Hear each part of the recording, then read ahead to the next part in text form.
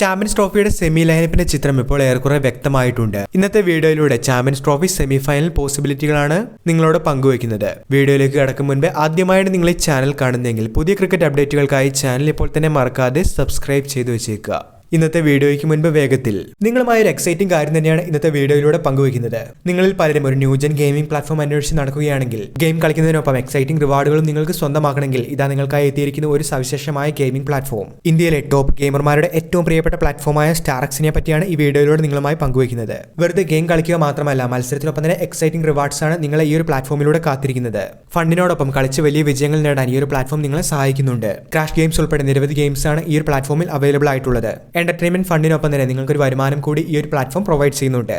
ഇതിലൊരു ഹൈലൈറ്റഡ് കാര്യം എന്തെന്ന് ചോദിച്ചാൽ സ്റ്റാർക്സിൽ ഇപ്പോൾ സ്പെഷ്യൽ ഗെയിമിംഗ് കോൺടെക്സ്റ്റിലൂടെ പങ്കെടുത്ത് മികച്ച പ്രൈസുകൾ തന്നെയാണ് നിങ്ങളെ കാത്തിരിക്കുന്നത്. വിന്നേഴ്സിനായി ഒരു brand new iPhone 16 Pro Max തന്നെയാണ് ഇപ്പോൾ മെഗാ കോൺടെസ്റ്റിലൂടെ നിങ്ങളെ കാത്തിരിക്കുന്നത്.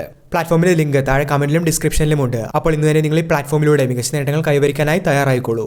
ICC ചാമ്പ്യൻസ് ട്രോഫി ഗ്രൂപ്പ് എയിലെ ഇന്ത്യയുടെ അവസാന മത്സരത്തിൽ ന്യൂസിലാൻഡിനെയാണ് ടീം നേരിടാനായി പോകുന്നത്. മാർച്ച് 2 ഞായറാഴ്ചയാണ് ഈ മത്സരം. ബംഗ്ലാദേശിനെയും പാകിസ്ഥാനെയും തോൽപ്പിച്ച ടീം ഇന്ത്യ നേരത്തെ തന്നെ സെമിയിലെത്തിയിരുന്നു.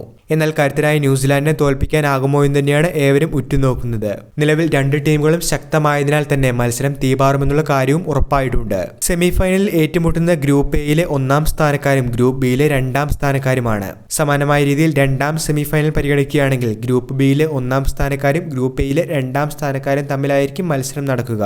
ഗ്രൂപ്പ് എയിലെ സെമി ചിത്രം ഏറെക്കുറെ വ്യക്തമാണ്. എന്നാൽ ഓസ്ട്രേലിയ ദക്ഷിണാഫ്രിക്ക മത്സരം മഴ മൂലം ഉപേക്ഷിച്ചതോടുകൂടി ഗ്രൂപ്പ് ബിയിൽ നിന്നും ഏതൊക്കെ ടീമുകളായിരിക്കും സെമിയിലേക്ക് എത്തുക എന്നുള്ള കാര്യം സംശയത്തിൽ തന്നെയാണ്. ഇന്ത്യ ന്യൂസിലാൻഡിനെ തോൽപ്പിക്കുകയാണെങ്കിൽ തീർച്ചയായിട്ടും ഗ്രൂപ്പ് എയിലെ ചാമ്പ്യന്മാരായിട്ടായിരിക്കും ഗ്രൂപ്പ് ഘട്ടം ടീം ഇന്ത്യ അവസാനിപ്പിക്കുക.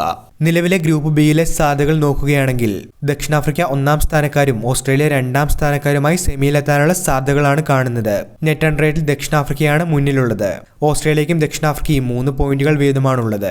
എന്നാൽ നെറ്റ് റൺ റേറ്റിൽ ദക്ഷിണാഫ്രിക്ക മുന്നിട്ട് നിൽക്കുന്ന സാഹചര്യത്തിൽ ഇന്ത്യ ഗ്രൂപ്പ് ചാമ്പ്യന്മാരായാൽ രണ്ടാം സ്ഥാനക്കാരാകാൻ സാധ്യതയുള്ള ഓസ്ട്രേലിയ ആയിരിക്കും സെമിയിൽ ടീം ഇന്ത്യക്ക് നേരിടേണ്ടതായി വരുന്നത്.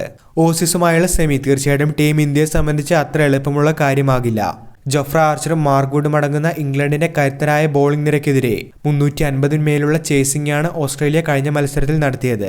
അതുകൊണ്ട് തന്നെ ടീം ഇന്ത്യയെ സംബന്ധിച്ച് ഓസീസിനെതിരായ സെമിഫൈനൽ കടുപ്പമേറിയതായിരിക്കും. മറുഭാഗത്ത് ഗ്രൂപ്പ് എയിൽ ടീമിന്റെ രണ്ടാം സ്ഥാനക്കാരായാൽ സെമിയിൽ ഗ്രൂപ്പ് ബിയിൽ ഒന്നാം സ്ഥാനക്കാരെ ആയിരിക്കും നേരിടേണ്ടതായി വരിക. അങ്ങനെ വരുമ്പോൾ ദക്ഷിണാഫ്രിക്കയെ എതിരാളികളായി ലഭിക്കാനുള്ള സാധ്യതകൾ തന്നെയാണ് കാണുന്നത്. ദക്ഷിണാഫ്രിക്ക ശക്തരായ നിരയാണെങ്കിലും നോക്കൌട്ട് മത്സരങ്ങളിൽ ഭാഗ്യമില്ലാത്ത ടീം കൂടിയാണ്. സെമിക്കിറങ്ങും മുൻപേ ദക്ഷിണാഫ്രിക്കയുടെ എതിരാളികളെങ്കിൽ തീർച്ചയായിട്ടും ടീം ഇന്ത്യയുടെ ആത്മവിശ്വാസം ഇത് കൂടാൻ കാരണമാകും. എന്തായാലും ആവേശകരമായ മത്സരങ്ങൾക്കായി കാത്തിരിക്കാം. വീഡിയോ അവസാനിക്കുന്നു. പുതിയ ക്രിക്കറ്റ് അപ്ഡേറ്റുകൾക്കായി ചാനൽ ഇപ്പോൾ തന്നെ മറക്കാതെ സബ്സ്ക്രൈബ് ചെയ്തു വെച്ചേക്കുക.